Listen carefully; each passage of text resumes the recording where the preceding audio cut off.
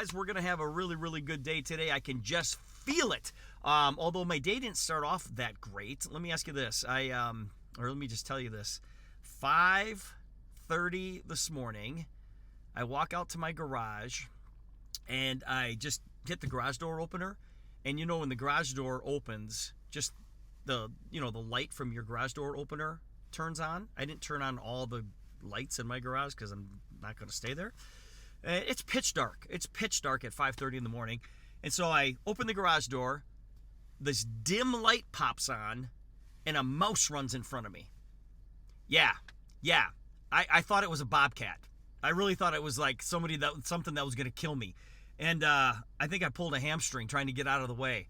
So my question to you guys is, because it's starting to get cold out, do you have a special remedy to keep mice out of your house?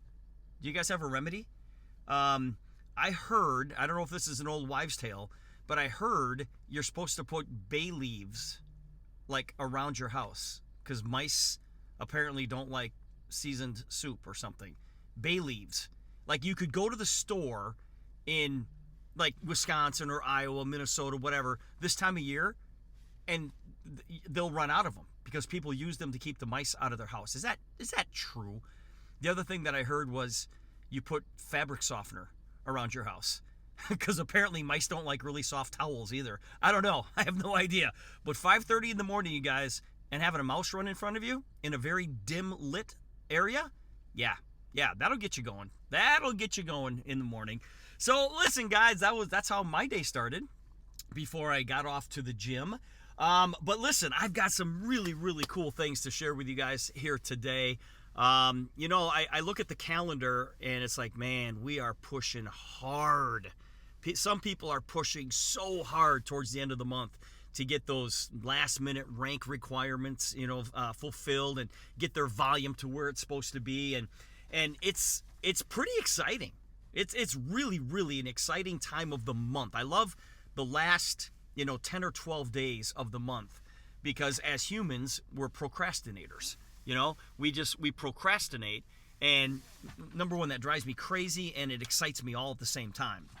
But there's a lot of excitement going on right now, and there's lots and lots of people who are motivated right now. And I want to talk about that a little bit today. I want to talk about motivation. There's really two types of motivation, right? In order to get to where you want to be in our business, right? In order to reach some of your goals, whatever your dreams are, you've got to be motivated. And there's two types of motivation. There's inspiration and there's desperation. All right, some of you were going to say perspiration, right? It's inspiration and desperation. And unfortunately, most people use desperation as a means to motivate themselves. They usually wait till their backs are up against the wall and they don't really have any other choice. Well, what would these people be like if they were motivated all the time? Guys, think about that. Why do some people wait till 10 days left of the month to get motivated?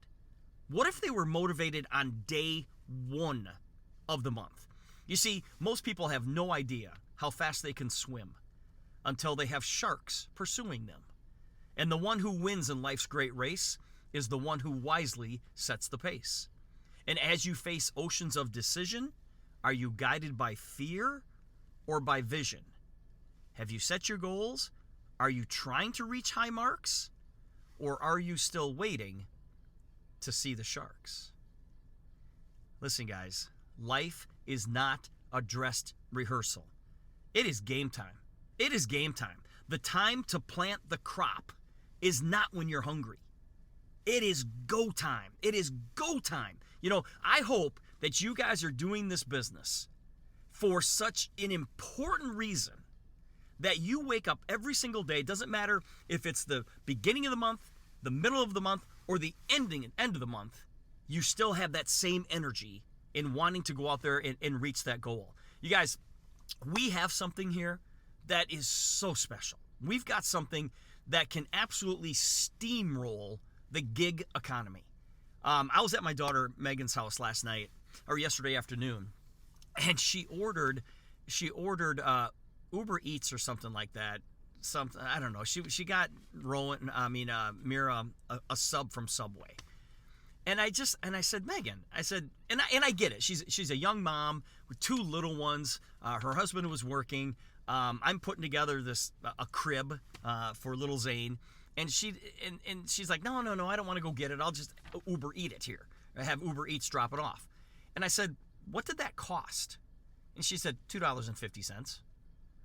I'm like, people are willing to go to a store, grab your food, and drop it off at your house for $2.50?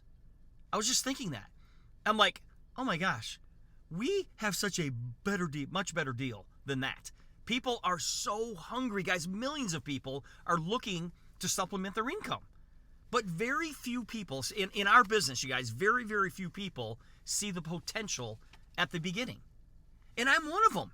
Guys, when I got involved in this profession, my original goal was to make $200 a month, because that's what my car payment was. My car payment was $203 a month, and I thought, if I could just get a free car out of this thing, that'd be amazing. I didn't see the full potential of it. And most people say, well, if I could make an extra, a couple $100 extra per month, that'd be great. Well, that's why it is so important that we get people started and make sure we get them started in the right way so that they see success. I don't know if I ever told you guys this story, but my first check that I ever received in this profession was for 46 cents. Okay? Now, this was way before the internet was even invented. And so people had to use the service for 30 days. And then the company gave them 30 days to pay their bill. And then the company paid us 30 days later. So it was a 90-day window that we didn't see anything, like nothing. And I remember the very first time that I received my printout in the mail. Okay? It came in this small envelope, and I ripped it open, and I saw the printout, and I saw the check. And the check was for 46 cents. And I remember I went, yes. And the reason I went, yes, was because the system was in place. Everything the company said they were going to do, they did. Okay? They said that they would pay me to go get customers. And I saw the customers on my printout. I saw what their volume was. And I saw the percentage that the company was going to pay me. And it matched the check. Now, there was only one problem with that scenario. The printout wasn't big enough. The system was in place. It's just that the printout wasn't big enough. And from that day forward, the only thing I've ever tried to do in this business is increase the pages of my printout. Now, obviously, that wasn't the biggest check that I've ever received in this business, but by far, it was the most important check that I ever received. And I would go to events and I would hang out with people that were way better than me, and I eventually saw the big picture. I was watching people make more in a month than I made in a year. And I'm like, okay, I can do that. Guys, the fastest way to the top is to improve the people you're spending time with. One of the lessons that I learned from my parents was they always said, be careful who you hang out with, be careful who your friends are, because your friends have influence on your life. And I used to think, really? But guys, that is so true. Jim Rohn said that he calls it the power of association. He said that you become the average of the 5 people you spend the most time with. Okay? And if you think about it, that's really true. That's really true. You generally, you do the same things, you talk alike, you think alike, you read what they read. Everything you do is kind of similar. So the question is, on your list of 5 people that you're spending the most time with, where do you want to be on that list? Do you want to be the best on that list? Or do you want to be number 5 on that list? And most people will say, no, I want to be number 1 on that list. I want to be number 1 on that list. Well, that's going to feed their ego, but it's also going to steal their future. Guys, you don't want the nicest house in the neighborhood. You should want to be at the bottom of that list, because those people who are more successful than you, they're going to pull you up. You hang around people who are better than you, they're going to pull you up. Likewise, if you're at the top of the 5 people that you hang around with, The other 4 people might pull you down. They just might pull you down. Guys, we attract who we are, not necessarily who we want. Okay? Now think about this. Why would I want to be in your circle? Why would I want to be your business partner? Why would I want to be in your downline? Okay? Do you act in a way that I would want to be in your circle? Or maybe your business partner? Or in your downline? Okay? You know, too many people think that they don't have to be a leader because they don't have anybody to lead yet. Well, that's just not true. You have to be a leader, or at least exhibit some of the qualities of a leader while prospecting at the beginning, or you're not going to attract the right people into your organization. Be the person you want to attract. Be that person that you want to attract. And have that confidence. Whether you have anybody to lead at all, have that confidence that people want to be in your circle. Now, I kind of teased last night on Facebook. I was going to tell you guys what I said to a prospect last night. And please don't judge me on this. Okay? This is just me. Okay? This is me being confident in what I've done over the past 33 years.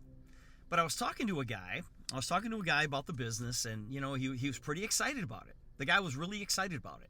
And what I always try to create is the fear of loss when I talk to people. Okay? It's like the more you take it away sometimes, the more that they want it. Okay? And so I was talking to this guy, and he's kind of excited about it. And this was the last thing that I said to him before he decided to enroll. I said, listen, if you want to be number 1, you're going to come and work with me. If you want to be number 2, go do something else. That's what I said to him. Does that appall some of you? You're like, oh my gosh, I could never say that. Yes, you could. Yes, you could. I said, listen, if you want to be number 1, you're going to come and work with me. If you want to be number 2, go work with somebody else. Go do something else. And by me saying that, he immediately grabbed my link and enrolled yesterday. He's like, no, let's go do this. Let's go do this. Guys, I just threw that out there. You want to be number 1, you're going to come and work with me. You want to be number 2, go do something else. Go work with somebody else. Listen, have that confidence to be able to say those kind of things. You guys, this is an incredible group of people that we're working with. And there's nobody who can tell us that the product doesn't work or the compensation plan doesn't work, because it works in a big, big way. We can all walk around with that kind of confidence. Okay? You want to be number 1? You better work with me. You want to be number 2? You go do something else. Go work with somebody else. And that put this guy completely over the top. He's like, no, I don't want to be number 2. I want to be number 1. I said, okay, let's go do it. Let's go do this thing together. Be the person you want to attract. And if you go out there and be that person, you're going to attract really, really good people into your organization. All right, guys, let's get out of here. Okay.